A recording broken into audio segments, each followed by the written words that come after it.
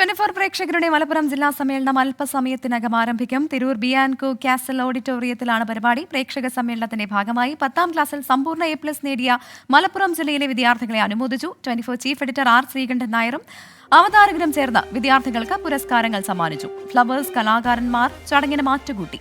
ഉച്ചയ്ക്ക് 2 മണി മുതലാണ് പ്രേക്ഷക സമ്മേളനം. തിരൂർ ബിയാൻകോ കാസൽ ഓഡിറ്റോറിയത്തിൽ നിന്ന് ഹാഷ്മി താജ് ഇബ്രാഹിം ചേരുന്നുണ്ട് തത്സമയം. Hashmi, good afternoon.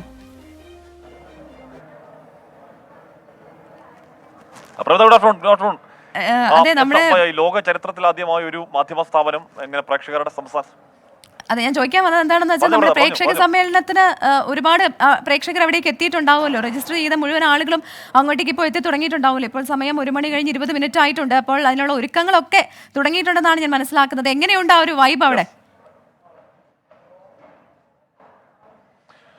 ഗംഭീര വൈബാണ്, ഒരു തർക്കം അക്കാര്യത്തിലില്ല. എന്ന് പറഞ്ഞാൽ പ്രേക്ഷക ജില്ലാ സമ്മേളനത്തിന്റെ വലിയ ആവശ്യത്തിൽ തന്നെയാണ് മലപ്പുറം ജില്ല എന്ന് ഉറപ്പായി പറയാം. ഞാൻ നേരത്തെ പറഞ്ഞു തുടങ്ങിയത് പ്രവിധ ലോക ചരിത്രത്തിൽ ആദ്യമായി ഒരു മാധ്യമ സ്ഥാപനം അതിന്റെ പ്രേക്ഷകരെ വിളിച്ചിരുത്തി ഒരു സംസ്ഥാന സമ്മേളനം നടത്തുക, അത് വമ്പൻ വിജയമാവുക എന്നത് ചരിത്രത്തിൽ ആദ്യമായിരുന്നു. അതിന്റെ തുടർച്ചയിൽ നമ്മൾ ജില്ലാ സമ്മേളനങ്ങൾ തുടങ്ങുന്നു. അത് ആദ്യം മലപ്പുറത്താണ്. മലപ്പുറത്ത് തിരൂരാണ്. തിരൂർ നേരത്തെ പ്രവിധ പറഞ്ഞ ബിയാൻകോ കാസൽ ഓഡിറ്റോറിയത്തിലാണ് പ്രേക്ഷക ജില്ലാ സമ്മേളനം നടക്കാൻ പോകുന്നത്. അല്പസമയത്ത് കൃത്യം 2 മണിക്ക് തന്നെ പ്രേക്ഷക ജില്ലാ സമ്മേളനം തുടങ്ങും. ഇവിടെ രജിസ്ട്രേഷൻ, ഒരുപാട് രജിസ്ട്രേഷൻ വരുന്നുണ്ട്. സ്പോട്ട് രജിസ്ട്രേഷൻ ഇപ്പോഴും പുരോഗമിക്കുന്നു. കൂടുതൽ പ്രേക്ഷകർ ഇങ്ങോട്ടേക്ക് എത്തി തുടങ്ങുന്നേ ഉള്ളൂ. എന്തായാലും 2 മണിയാണ് സമയം പറഞ്ഞിരിക്കുന്നത്.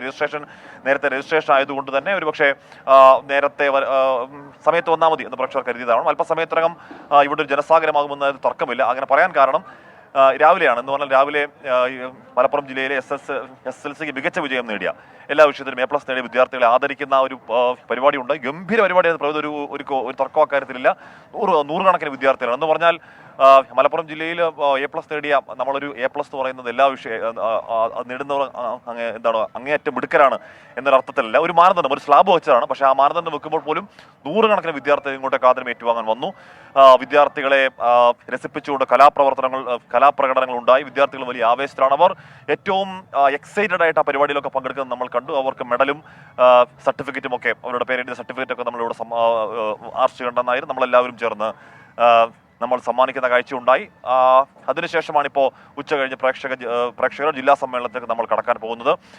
എന്തായാലും വലിയ മഴയുടെ അന്തരീക്ഷം ഉണ്ടാകുമെന്നൊക്കെ പേടിയുണ്ടായിരുന്നെങ്കിൽ വലിയ മഴയൊന്നുമില്ല. രാവിലെ മുതൽ തന്നെ അന്തരീക്ഷമൊക്കെ നല്ല ഗംഭീരമായ അന്തരീക്ഷമാണ്. അനുജ രാജേഷ് കുളിച്ചിരുന്നു. അനുജ, അപ്പോൾ രാവിലത്തെ പരിപാടി എന്തായാലും പൊളിച്ചു, പൊളിയായിരുന്നു. അപ്പോൾ 2 മണി ആവാൻ പോകുന്നു. പ്രേക്ഷകർ ചേരാൻ പോകുന്നു. അപ്പോൾ രാവിലത്തെ ഇതിന് സമാനമായി സംഭവം ഗംഭീരമാവും, ഒരു തർക്കമൊക്കെ കരുതില്ല. ഗംഭീരമാവും എന്നുള്ള കാര്യത്തിൽ ഒരു തർക്കവും ഇല്ല. ഇപ്പൊ വരുന്നത് കുട്ടികളുണ്ട്, അതുപോലെ പ്രായമുള്ളവരൊക്കെ വന്നുകൊണ്ടിരിക്കുകയാണ്. 24 ഞങ്ങൾക്ക് ഒരുപാട് ഇഷ്ടമാണ്. ഞങ്ങൾ രാവിലെ മുതൽ കാണുന്ന ചാനലാണ് എന്നൊക്കെ ഇതിനോടകം തന്നെ ഒരുപാട് പേര് പറയുന്നുണ്ട് നമ്മളോട്. അപ്പൊ രാവിലത്തെ പരിപാടി, അതിൽ കുട്ടികളുടെ നല്ല പാർട്ടിസിപ്പേഷൻ ഉണ്ടായിരുന്നു. ഏറ്റവും കൂടുതൽ പെൺകുട്ടികളെ കണ്ടു എന്നുള്ളതിൽ എനിക്ക് വലിയ സന്തോഷവും തോന്നിയിരുന്നു. അപ്പൊ അങ്ങനെയാണ് രാവിലത്തെ പരിപാടിക്ക് സമാനമായ രീതിയിൽ തന്നെ ഉച്ചയ്ക്ക്. ഇപ്പൊ ഇത് മലപ്പുറമാണ്. ഒരു കാര്യം കൂടി, പ്രവിത സ്മിതയൊക്കെ ഞങ്ങൾ ഒരുപാട് മിസ് ചെയ്യുന്നുണ്ട്. അത് ഞാൻ ചോദിക്കാൻ തുടങ്ങായിരുന്നു അനുജ. ഹാഷ്മി, ഞാൻ ചോദിക്കാൻ തുടങ്ങായിരുന്നു ഞങ്ങളെ മിസ് ചെയ്യുന്നുണ്ടോ എന്ന്. കാരണം പ്രേക്ഷകർ ഒരുപാട് പേര് പറയുന്നുണ്ട് ഞങ്ങളിൽ പോവാത്തത് കഷ്ടമായി പോയി എന്ന് അവര് പറയുന്നുണ്ട്. നിങ്ങൾക്ക് എന്താണ് പറയാനുള്ളത്?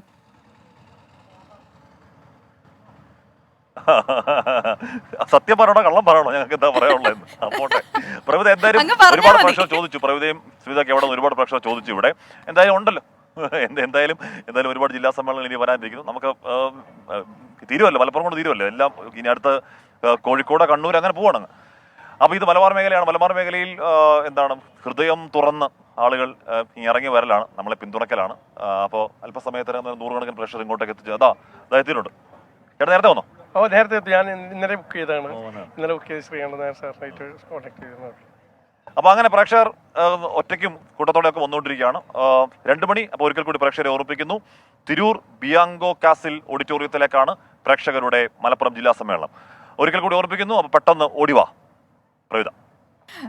ശരി, എനിക്കെന്തായാലും ഓടിയെത്താൻ പറ്റില്ല. പക്ഷേ പ്രേക്ഷകർ, മലപ്പുറത്തെ നമ്മുടെ 24നെ സ്നേഹിക്കുന്ന പ്രേക്ഷകരുടൻ തന്നെ എവിടേക്ക് എത്തിച്ചേരുക. 2 മണിക്ക് കൃത്യം ആരംഭിക്കും. 6 മണി വരെയാണ് പരിപാടി നമ്മൾ നടത്താൻ തീരുമാനിച്ചിരിക്കുന്നത്. പക്ഷേ അതിലും ചിലപ്പോൾ നീണ്ടുപോകാനും സാധ്യതയുണ്ട്. എന്തായാലും എല്ലാ പ്രേക്ഷകരെയും അവിടേക്ക് സ്വാഗതം ചെയ്യുകയാണ്. ഹാഷ്മി താജ് ഇബ്രാഹിം, അനുജ രാജേഷുമാണ് തിരൂരിലെ ബിയാൻകോ കാസൽ എന്ന ഓഡിറ്റോറിയത്തിൽ നിന്ന് കൂടുതൽ വിശദാംശങ്ങൾ പ്രേക്ഷകരിലേക്ക് എത്തിച്ചത്.